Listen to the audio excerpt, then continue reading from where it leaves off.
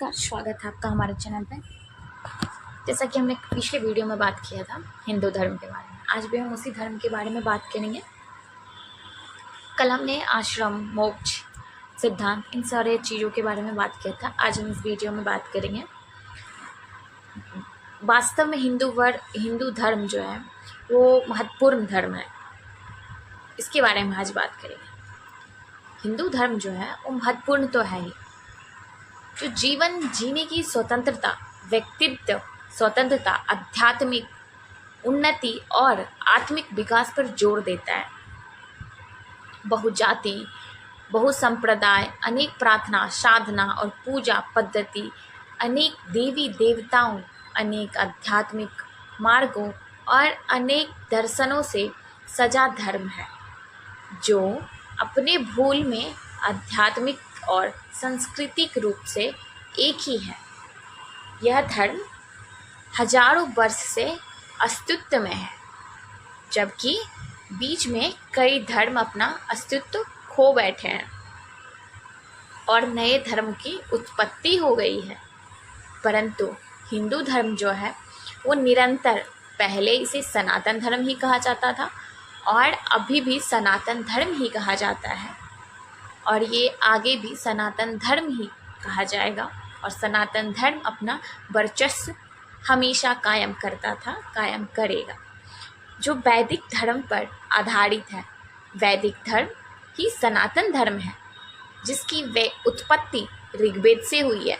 ऋग्वेद संसार की प्रथम पुस्तक है, जिसमें हिंदू धर्म का दर्शन, सिद्धांत और प्राचीन इतिहास मौजूद है।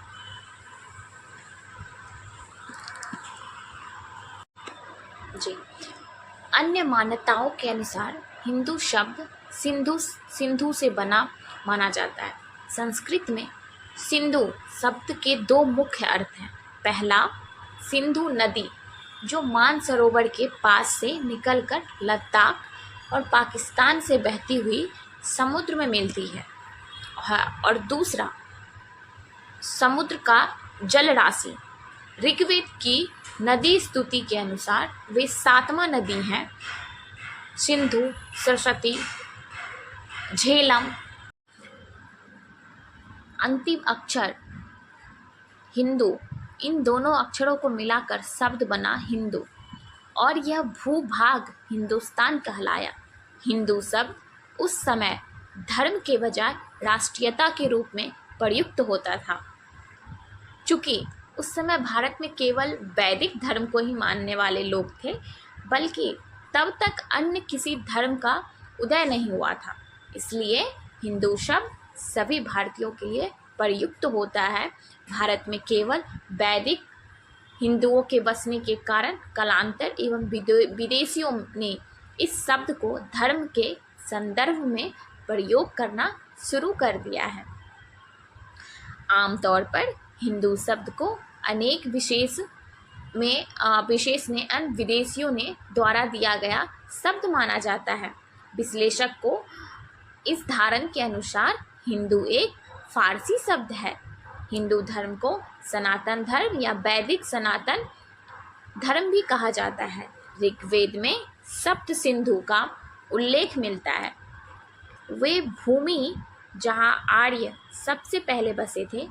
भाषावादी के अनुसार हिंद आर्य भाषाओं से सौ और ध्वनि संस्कृत का व्यंजन सौ ईरानी भाषाओं का ह ध्वनि में बदल जाती है, इसलिए सप्त सिंधु पारसियों की धर्म भाषा में जाकर हप्त हिंदू में परिवर्तित हो गया है। इसके बाद ईरानियों ने सिंधु नदी के पूर्व में रहने वाले लोगों का हिंदू नाम दिया। जब अरब से मुस्लिम हमलावर भारत में आए थे, तब उन्होंने भारत के मूल धर्म जो है को हिंदू कहना शुरू कर दिया। चारों वेदों में, पुराणों में, महाभारत में, स्मृतियों में इस धर्म की हिंदू धर्म नहीं कहा है, वैदिक सनातन वर्णाश्रम धर्म कहा है। इन्हें सनातन धर्म ही कहते हैं, जैसे कि आज भी हम लोग सनातनी खुद को कहते हैं। ईश्वर और ब्रह्म और ईश्वर में क्या संबंध है। इस हिंदू दर्शनों की सोच अलग अलग है, सारे लोगों की सोच अलग है, सारे भिन्न भिन्न जाति के लोग हैं, भिन्न भिन्न प्रवृत्ति के लोग हैं, तो सबकी सोच अलग है, सबका बात करने का तौर तरीका अलग है। पर वेदांत के अनुसार जब मानव ब्रह्म को अपने मन में से जानने की कोशिश करता है तब ब्रह्म ईश्वर हो जाता है, क्योंकि मानव माया नाम की एक जादुई शक्ति के बस में रहता है। हम लोग जो है ना माया जाल में फंसे रहते हैं, तो वही इसमें बताया गया है। भगवान जो है वही रूबरू करवाते हैं। अर्थात क्या होता है कि जब माया के आईने में ब्रह्म की छाया पड़ती है तो ब्रह्म का प्रतिबिंब हमें ईश्वर के रूप में दिखाई पड़ता है। ईश्वर अपनी इसी जादुई शक्ति माया से विश्व की सृष्टिकर्ता और उस पर शासन करता है।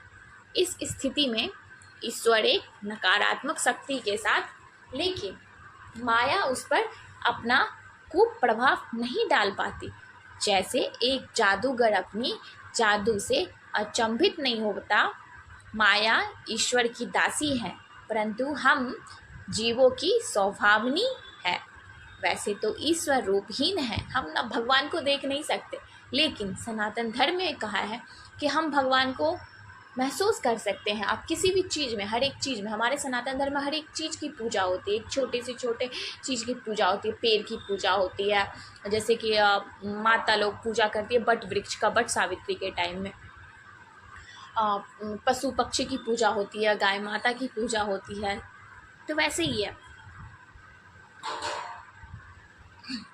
जो चैतन्य से युक्त और विश्व का सृष्टा और शासक है, जो बाकी बातों से सभी हिंदू मानते हैं। ईश्वर एक और केवल एक ही है।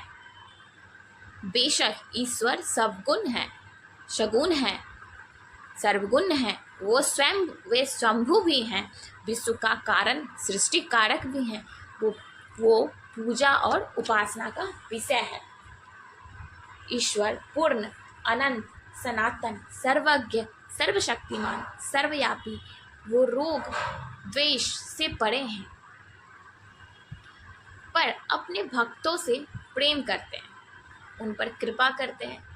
उनकी इच्छा के बिना दुनिया में एक पत्ता भी नहीं हिल पाता। विश्व के नैतिक व्यवस्था को कायम रखता है और जीवों को उनके कर्मों के अनुसार सुख प्रदान करते हैं, दुख प्रदान करते। श्रीमद् भगवत गीता के अनुसार विश्व में नैतिक पतन होने पर समय समय पे धरती पर अवतार जैसे कृष्ण रूप में लेकर आते हैं। ईश्वर के अन्य नाम हैं, जैसे परमेश्वर, परमात्मा, विधाता, भगवान, जो हिंदी में सबसे ज़्यादा प्रचलित है।